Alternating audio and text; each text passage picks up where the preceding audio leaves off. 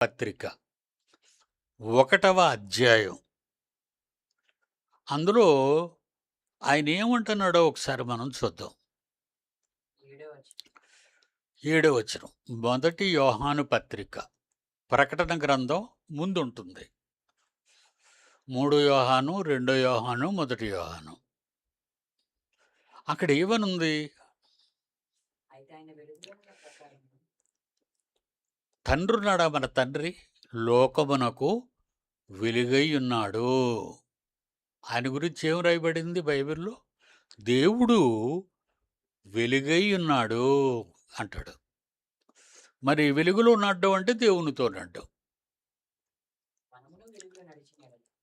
ఆయన తండ్రైన దేవుడు, యేసుప్రభు అనుకోకండి.